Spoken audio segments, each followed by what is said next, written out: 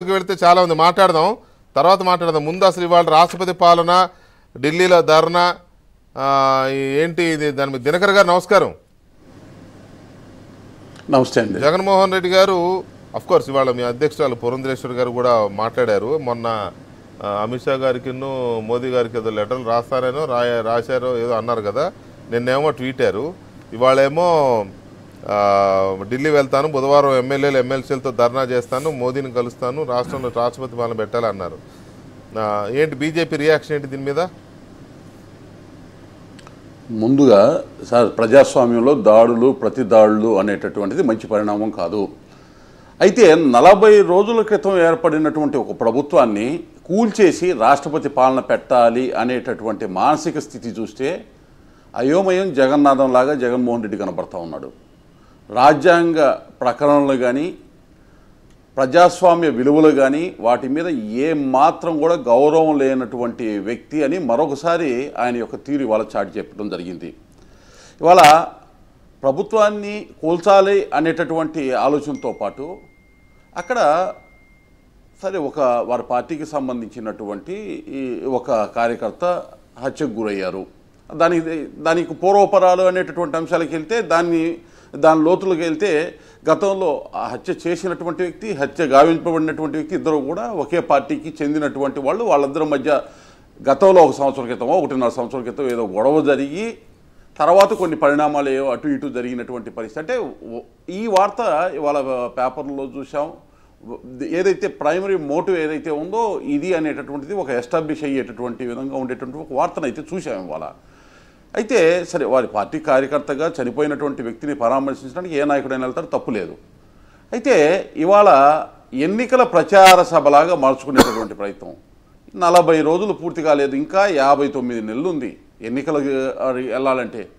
ఇవాళ అక్కడ ఆ పథకం ఈ పథకం ప్రతి 3 నెలలకి అనేటటువంటి ఒక ప్రచారానికి ఆయన ప్రాధాన్యత ఇచ్చేటటువంటి విధంగా నిజంగా ఆ కుటుంబం మీద కూడా ఏమాత్రం గౌరవం ఉందని అయితే నేను అనుకోవట్లేదు. ఆ మృతుడి కుటుంబానికి ఆయన సానుభూతి వ్యక్తపరచడానికి అక్కడికి వెళ్ళాడనేటటువంటి భావం కూడా నాకేం కనపడలేదు. ఎందుకంటే ఆ యొక్క ప్రెస్ మీట్లో మ్యాక్సిమం కంటెంట్ ఒకటి రాష్ట్రపతి పాలన, 2 ఆయన ప్రభుత్వంలో ఉన్న పథకాలు, 3వది ఢిల్లీకి వెళ్ళి ఆయన ఏదో ధర్నా చేయొచ్చు, ఢిల్లీకి వెళ్ళి కూడా ధర్నా చేయొచ్చు. కానీ జనాలు ఏమనుకుంటారు, దేశంలో ఉండేటువంటి జనాలు ఎన్ని రోజులైంది ప్రభుత్వంలోకి కొత్త ప్రభుత్వం వచ్చి, అయినా ఏదైతే కొన్ని పథకాలు గతంలో ఆయన ఉన్నప్పుడు నేను ఉటంకించాడు, అట్లాగే గడిచిన 40 రోజుల్లో తీసుకున్న అభివృద్ధికరంకి తీసుకున్నటువంటి డబుల్ ఇంజిన్ సర్కార్ తీసుకున్న నిర్ణయాలు, అమరావతి దగ్గర ఔటర్ రింగ్ రోడ్ అయితేనేమి, అలాగే విజయవాడ గుంటూరు మధ్య ఏదైతే తూర్పున బైపాస్ రోడ్ అయితేనేమి, ఈ విధమైనటువంటి అంశాలు ఏదైతే అభివృద్ధికి హైదరాబాద్కి అమరావతికి రోడ్డు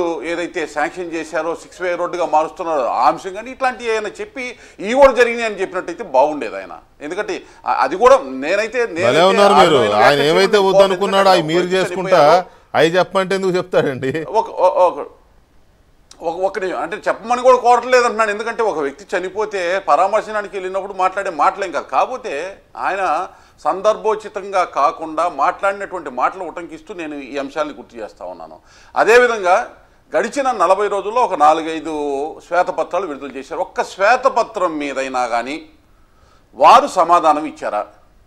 ఇవాళ జరిగినటువంటి తప్పుల్ని ఎత్తి చూపిస్తూ ఉంది ప్రభుత్వం. అభివృద్ధి వైపు ఏ విధంగా ముందుకు తీసుకెళ్లాలి, ఆర్థిక అవకతవకలను ఏ విధంగా అధిగమించి రాష్ట్రాన్ని ముందుకు తీసుకెళ్లాలనే ప్రయత్నం చేస్తూ ఉంటే దానికి విరుద్ధంగా ఈరోజు ఏ విధంగా ఆటంకాలు సృష్టించాలి, ఏ విధంగా అభూత కల్పనలతోటి ఇటువంటి వాస్తవానికి దూరంగా ఉన్నటువంటి అంశాలని ముందుకు తెచ్చి ప్రభుత్వాన్ని కూల్చేయాలనేటువంటి అంటే 40 రోజులు కూడా అధికారం లేకుండా ఉండలేనటువంటి పరిస్థితిలో ఉన్నట్టు ఇంకా 5 సంవత్సరాలు రాబోయే ఈ యొక్క 5 సంవత్సరాలు ఏ విధంగా కాలాన్ని వెళ్ళబుచ్చుతారు, ఏ విధమైన ప్రచారాలతో ముందుకెళ్తారు అంటే ఒక ఆందోళన కలుగుతోంది. ఎందుకంటే ఇటువంటి ప్రచారాలు ఏవైతే ఉన్నాయో ఇవి జరగటం వల్ల వచ్చేటటువంటి పెట్టుబడులు రాకుండా ఆపటం, ఎక్కడేదో బీతాహు వాతావరణం, హింసాత్మకమైనటువంటి వాతావరణం అనేది ప్రచారం చేసి వచ్చేటటువంటి ఉద్యోగ ఉపాధి అవకాశాలు ఏవైతే ఉన్నాయో పెట్టుబడులు రాకుండా ఇటువంటి ఒక ప్రణాళిక ఏదో కనపడుతుంది, కుట్ర కనపడుతుంది అనిపిస్తా ఉంది. అదే నేను తీసుకున్న లీడ్ కూడా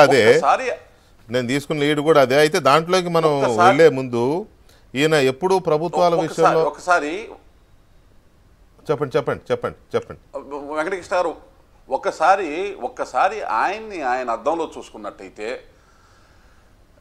నంద్యాలలో అయితే మైనారిటీ సోదరుడు కుటుంబం మొత్తం ఏ విధంగా వీడియో రిలీజ్ చేసి ఈరోజు కూడా కళ్ళ కనపడతా ఉంది వాళ్ళ యొక్క హృదయ విదారకమైనటువంటి అకారణంగా విజయవాడలో చెన్నుపాటి గాంధీ ఒక కన్ను పీకేశారు కదండి.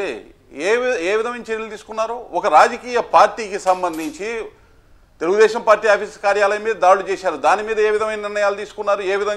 ఏ విధంగా కేసులు కట్టారు?